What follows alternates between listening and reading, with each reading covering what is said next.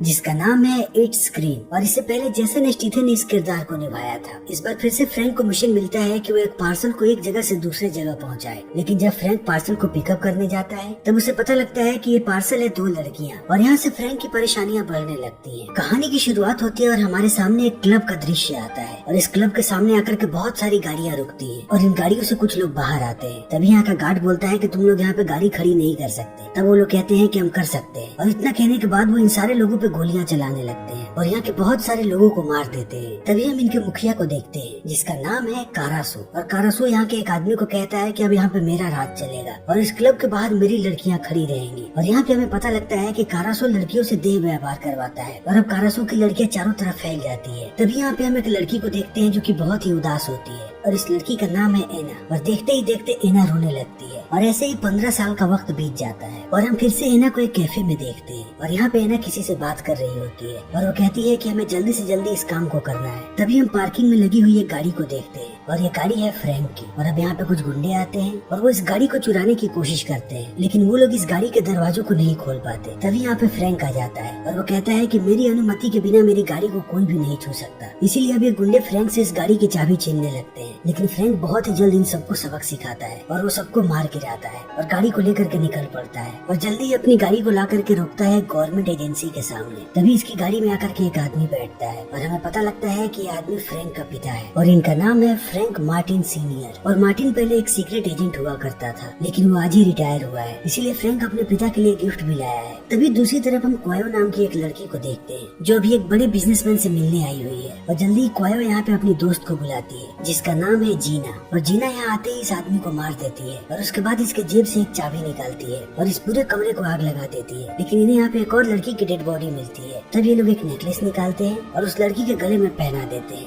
और पूरे कमरे को आग लगा करके यहाँ से चले जाते हैं। तभी दूसरी तरफ हम फ्रैंक को देखते हैं जो अपने पिता के साथ सेलिब्रेट कर रहा होता है। तभी उसका फोन बजता है और उसे एक लड़की की आवाज सुनाई पड़ती है जो उसे कहती है कि उसके लिए एक काम है, और फ्रैंक इस काम को करने के लिए मान जाता है। तभी हम कारासो को देखते हैं और कारासो के साथ यहाँ पे उसके सारे साथी होते हैं। और अब कारासो को पुलिस वालों का फोन आता है क्योंकि जो आदमी अभी मरा है वो कारासो का साथी था। इसीलिए अब कारासो जल्दी ही पुलिस स्टेशन पहुँचता है और वहाँ जाने के बाद उसे उस आदमी की डेड बॉडी दिखाई जाती है। तब वो कहता है कि मैं इस आदमी को नहीं जानता। तब पुलिस वाला कहता है कि तुम शायद इस लड़की को जानते होगे। तब कारासो उस लड़की के गले में उस लॉकेट को देखता है, और ऐसा लॉकेट कारासो अपनी सारी लड़कियों को पहनाता है जिनसे वो देह व्यापार करवाता है। लेकिन कारासो इस लड़की को भी पहचानने से इनकार कर देता है। तभी हम एना को देखते हैं जिससे मिलने फ्रैंक आया है, और एना यहाँ पे फ्रैंक से कहती है कि तुम्हारे लिए एक काम है, तुम्हें कल 2 पार्सल्स को पिक करना है बैंक के सामने से। और फ्रैंक कहता है कि ठीक है। और इतना कहने के बाद वो अपने सारे नियम एना को बताने लगता है और एना कहती है कि मुझे मंजूर है। और इतना कहने के बाद वो फ्रैंक को उसका एडवांस देती है और फ्रैंक इस काम को करने के लिए तैयार हो जाता है। तभी हम फ्रैंक के पिता को देखते हैं जो एक बहुत ही महंगी शराब की बोतल खरीद रहे होते हैं, और उस बोतल को लेकर के वो जैसे ही बाहर निकलते हैं उन्हें एक खूबसूरत लड़की नजर आती है, और इस लड़की का नाम है मारिया। और मारिया यहाँ पे अपनी गाड़ी ठीक कर रही होती है, इसीलिए मार्टिन उसे जा करके कहता है कि क्या तुम्हें कोई मदद चाहिए। और वो लड़की कहती है कि हाँ। और जैसे ही मार्टिन गाड़ी के पास जाता है मारिया उसे बेहोश कर देती है और डिक्की में बंद कर देती है। तभी हम फ्रैंक को देखते हैं जो कि बैंक के सामने पहुंचता है, और थोड़ी देर के बाद इस बैंक से एना बाहर आती है। लेकिन एना ने अभी ब्लॉन्ड हेयर का विग लगा रखा है और वो आकर के गाड़ी में बैठ जाती है। तब फ्रैंक उससे पूछता है कि पार्सल कहाँ है। तब एना कहती है कि पार्सल आ रहा है। तभी हम बैंक से 2 और लड़कियों को बाहर आते हुए देखते हैं, और ये लड़कियाँ होती हैं क्वायो और गीना, और इन लोगों ने भी ब्लॉन्ड हेयर का विग लगा रखा होता है, और ये दोनों आकर के गाड़ी में बैठ जाती हैं। तब फ्रैंक कहता है कि पार्सल कहाँ है, और एना कहती है कि यही दोनों लड़कियाँ पार्सल है। तब फ्रैंक कहता है कि अभी के अभी गाड़ी से बाहर निकलो, क्योंकि मेरा पहला नियम है कि डील कभी नहीं बदलेगा और ये लड़कियाँ पार्सल नहीं है। तब एना फ्रैंक को समझाने लगती है कि यही लड़कियाँ पार्सल है, लेकिन फ्रैंक कहता है कि तुमने मुझे पहले पूरी बात नहीं बताई है। तभी पास के कुछ पुलिस वालों को उन पे शक होने लगता है, इसीलिए वो पूछताछ के लिए पास आने लगते हैं। तभी एना कहती है कि लगता है तुम ऐसे नहीं मानोगे। और इतना कहने के बाद वो अपना फोन बाहर निकालती है, और फ्रैंक देखता है कि इन लोगों ने उसके पिता को बंदी बना करके रखा है। इसीलिए लोग कहते हैं कि अगर तुमने अभी के अभी गाड़ी को आगे नहीं बढ़ाया तब हम तुम्हारे पिता को मार देंगे। और फ्रैंक को ना चाहते हुए भी इन बातों को मानना पड़ता है, और फ्रैंक अपनी गाड़ी चलाने लगता है। लेकिन अब पुलिस वाले फ्रैंक के पीछे लग जाते हैं। फ्रैंक भागता जाता है और पुलिस वाले इसका पीछा करते जाते हैं। फ्रैंक को हर मोड़ पे पुलिस वाले मिलते हैं और पूरे शहर में हाई अलर्ट हो जाता है, और सारे पुलिस वालों के पास फ्रैंक की गाड़ी का नंबर है। इसीलिए अब हर जगह से पुलिस वाले उस पर हमला करते हैं और किसी भी कीमत पे पुलिस वाले इसे पकड़ना चाहते हैं। लेकिन फ्रैंक भी कोई कच्चा खिलाड़ी नहीं है, इसीलिए वो एक एक करके सारे पुलिस वालों को चकमा देता है और उसके साथ साथ वो पुलिस की कई सारी गाड़ियों को बर्बाद भी करता है और देखते ही देखते वो पूरे शहर को क्रॉस कर जाता है और पहुंचता है एक पार्किंग में जहाँ पे एक और गाड़ी लगी होती है। इसीलिए फ्रैंक लड़कियों से कहता है कि हमें गाड़ी बदलनी पड़ेगी और अब ये लोग दूसरी गाड़ी में बैठ करके यहाँ से जाने लगते हैं। तब एना पूछती है कि तुम उस गाड़ी को ऐसे ही छोड़ दोगे सबूत के साथ? तब फ्रैंक कहता है कि नहीं और इतना कहने के बाद वो उस गाड़ी को ब्लास्ट कर देता है। तभी हम कारासो को देखते हैं जो कि बैंक में आया हुआ है क्योंकि बैंक में कारासो के लॉकर को लूट लिया गया है और बैंक में आने के बाद कारासो को पता लगता है कि 3 ब्लॉन्ड लड़कियों ने उसके लॉकर को लूटा है और कारासो इन बातों को समझ नहीं पाता है। तभी हम फ्रैंक को देखते हैं जो इन तीनों लड़कियों को लेकर के पहुंचता है इनके अड्डे पे और वहाँ पहुंचने के बाद वो इन लड़कियों से कहता है कि अब मेरे पिता को छोड़ दो, मैं यहाँ से जाना चाहता हूँ। तभी लड़कियाँ कहती हैं कि तुम्हें मेरे लिए एक और काम करना पड़ेगा। तब फ्रैंक कहता है कि नहीं, अब मैं तुम लोगों के साथ और कोई काम नहीं करूंगा, इसीलिए मैं और मेरे पिता अभी के अभी यहाँ से जा रहे हैं और अगर तुम लोगों ने जबरदस्ती की तब तुम तीनों को ठिकाने लगाना मेरे बाएं हाथ का खेल है। तभी लड़कियाँ कहती हैं कि हम तुम्हें इतनी पागल लगते हैं और इतना कहने के बाद वो बताती है कि उन लोगों ने इसके पिता को जहर दिया है, वो भी शराब में मिला करके, और अगर 24 घंटे के अंदर इन्हें एंटीडोट नहीं दिया गया तब ये मारे जाएंगे। और इस बात को सुनने के बाद फ्रैंक समझ नहीं पाता है कि वो क्या करे और वो इनकी मदद करने के लिए मान जाता है। तभी हम इन लड़कियों के हाथ में एक ब्लैक डायरी को देखते हैं जिसे इन लोगों ने कारासो के लॉकर से लूटा है और अब ना फ्रैंक को लेकर के पहुंचती है एक हॉस्पिटल में जहाँ से ये लोग एक गैस चुराते हैं और उसे लेकर के पहुंचते हैं एक क्लब के पास। तभी हम कारासो के एक पार्टनर को देखते हैं जो कि प्लेन में बैठा है और अभी वो अपने पायलट का इंतजार कर रहा है। तभी हम उसके पायलट को देखते हैं जिसके पास मारिया पहुंच चुकी है और मारिया उस आदमी पे बंदूक तान देती है और कहती है कि मैं जैसा कहती हूँ वैसा करो। तभी हम फ्रैंक को देखते हैं जो कि रास्ते में क्वाया और गीना को ले लेता है और ये लेकर के पहुंचता है क्लब के अंदर जहाँ ये तीनों लड़कियां क्लब के अंदर चली जाती है और फ्रैंक उस गैस को लेकर के दूसरी तरफ जाने लगता है और दूसरी तरफ जाने के बाद वो फॉग वाले सिलेंडर को इस गैस से चेंज कर देता है और ये गैस होता है बेहोशी वाला गैस। लेकिन जैसे ही फ्रैंक इस सिलेंडर को चेंज करता है उसे यहाँ पे कुछ लोग देख लेते हैं, इसीलिए फ्रैंक इनसे लड़ने लगता है। तभी क्लब में ये लोग फॉग को ऑन कर देते हैं लेकिन फॉग के साथ साथ वो गैस भी बाहर आता है और सारे लोग बेहोश हो जाते हैं। लेकिन सबके बेहोश होने से पहले इन तीनों लड़कियों ने मास्क पहन लिया होता है, इसीलिए वे लोग पहुंचते हैं कारासो के दूसरे पार्टनर के पास और अब वो भी बेहोश हो चुका होता है। इसीलिए ये लोग जल्दी उसका फिंगरप्रिंट लेते हैं और उसके अकाउंट से पैसे ट्रांसफर करने लगते हैं। लेकिन अब इन्हें यहाँ पे एक कोड चाहिए। तब हमें पता लगता है कि वो सारे कोड्स उस ब्लैक डायरी में है जिसे इन लोगों ने बैंक से चुराया था और अब उस कोड की मदद से ये लोग सारे पैसे अपने अकाउंट में ट्रांसफर कर लेते हैं। और दूसरी तरफ फ्रैंक उन सारे गुंडों से लड़ता रहता है लेकिन जल्दी ही फ्रैंक इन सबको निपटा करके पहुंचता है अपनी गाड़ी के पास। तब तक ये तीनों लड़कियां आकर के गाड़ी में बैठ चुकी होती है लेकिन फ्रैंक जैसे ही अपनी गाड़ी को आगे बढ़ाता है यहाँ पे कुछ और भी गुंडे आ जाते हैं लेकिन देखते ही देखते फ्रैंक उन सारे गुंडों को निपटा देता है। तभी हमारे सामने उसी प्लेन का दृश्य आता है जिसमें कारासो का दूसरा पार्टनर है और अब यहाँ पे पहुंचते हैं मार्टिन और मारिया और मार्टिन यहाँ पे कहता है कि वो नया पायलट है क्योंकि पुराने पायलट की तबीयत खराब हो चुकी है। लेकिन कारासो के पार्टनर को इस बात पर विश्वास नहीं होता, इसीलिए वो पुराने पायलट को कॉल करता है। तभी हम देखते हैं कि पुराने पायलट पे कुछ लोगों ने बंदूक तान रखा है और इन सारे लोगों को यहाँ पे मारिया ने छोड़ा है। इसीलिए पुराना वाला पायलट कहता है कि मेरी तबीयत खराब है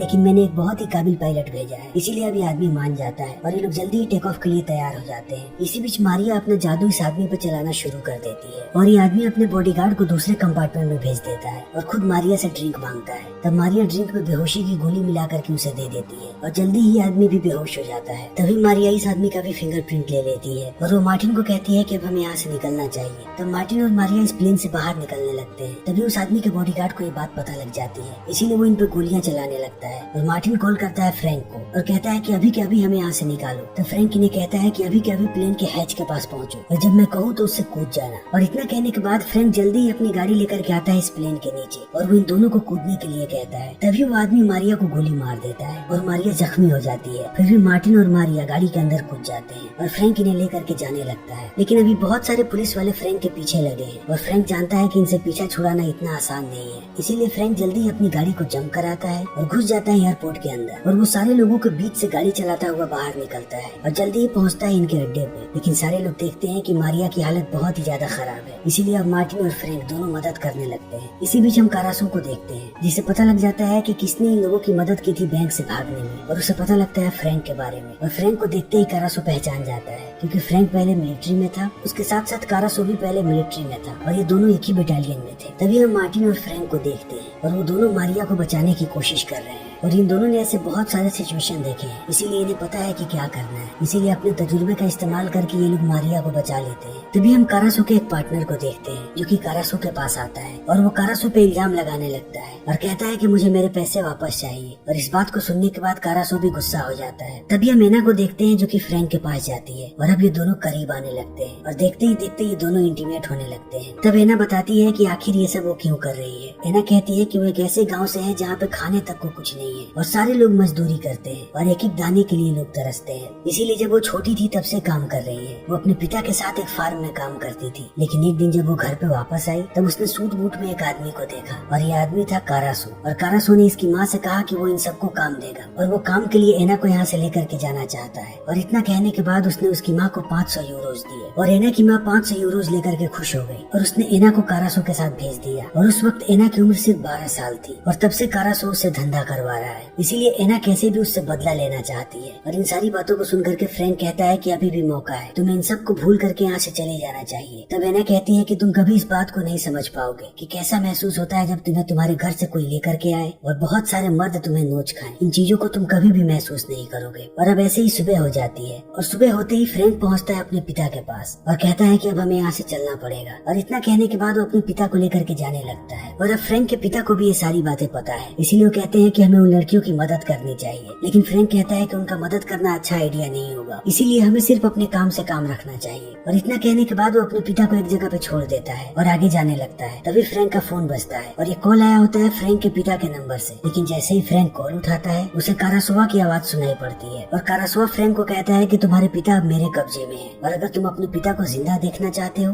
तो जितनी जल्दी हो सके उन तीनों ब्लॉन्ड गर्ल को लेकर के मेरे पास आओ। और फ्रैंक इन बातों को सुन के डर जाता है और कहता है कि तुम्हें जो चाहिए मैं वो दूंगा, लेकिन मेरे पिता को कुछ मत करना। और इतना कहने के बाद फ्रैंक पहुंचता है उन लड़कियों के पास और अभी लड़कियां सारी चीजों को जला रही होती हैं ताकि यहाँ से निकल सके। तभी फ्रैंक यहाँ पे पहुँच के इन सबको सारी बातें बताता है और कहता है कि तुम लोगों को मेरे साथ कैसे भी चलना पड़ेगा। और एना कहती है कि ठीक है, हम तुम्हारे साथ चलेंगे। तब फ्रैंक कहता है कि चौथी लड़की कहाँ है। तब एना बताती है कि वो जा चुकी है और कारासो ने सिर्फ 3 लड़कियों को देखा है, इसीलिए हम 3 काफी हैं। और इतना कहने के बाद तीनों लड़कियां फ्रैंक के साथ जाने लगती हैं और जल्दी ये लोग पहुंचते हैं समुद्र के किनारे, जहाँ से कारासो इन्हें एक छोटी सी नाव पे बैठा करके अपने जहाज तक लेकर के जाता है। और यहाँ पे कारासो जैसे ही फ्रैंक को देखता है तब कहता है कि जब हम एक साथ मिलिट्री में थे तभी तुम्हें मुझसे हाथ मिला लेना चाहिए था, तो आज तुम भी अरबपति होते। तब कारासो कहता है कि मैं मिलिट्री में देश की सेवा करने के लिए गया था, तुम्हारी तरह चोरी करने नहीं गया था, इसीलिए हमारे रास्ते तब भी अलग थे और हमारे रास्ते आज भी अलग है। और इन दोनों की बातें चल ही रही होती है। तभी यहाँ पे कारासो के सारे पार्टनर्स चले आते हैं और वो कहते हैं कि हमें यहाँ पे क्यों बुलाया है। तब कारासो कहता है कि मैंने तुम लोगों को यहाँ पे नहीं बुलाया। तभी कारासो के सारे पार्टनर्स भड़क जाते हैं और कहते हैं कि ये तीनों लड़कियाँ यहाँ पे क्या कर रही हैं, क्योंकि इन्हीं लड़कियों ने हमारे सारे पैसे चुराए हैं। और कारासो कहता है कि मैं इनसे पैसे ही वसूल कर रहा हूँ। तब ये लोग कहते हैं कि हमें पहले से ही तुम पे शक था और हमें ऐसा लगता है कि ये लड़कियाँ तुम्हारे लिए काम करती है। तभी एना कहती है कि हाँ, हम लोग इसी के लिए काम करते हैं। और इस बात को सुन के कारासो भड़क जाता है और वो एना पे बंदूक तान देता है। तब कारासो के पार्टनर कहते हैं कि उसे कहने दो। तब एना बताती है कि हमने इसके कहने पे तुम्हारे सारे पैसे चुराए और अगर तुम्हें इस बात पे विश्वास ना हो तब तुम इसका अकाउंट चेक कर सकते हो। तभी हम समंदर के नीचे जीना को देखते हैं जो कि तैरती हुई इस जहाज के पास आ रही है और वो जल्दी जहाज के अंदर घुस जाती है। तब कारासो कहता है कि मैंने आज सुबह ही अपना अकाउंट चेक किया था, मेरे अकाउंट में $120 मिलियन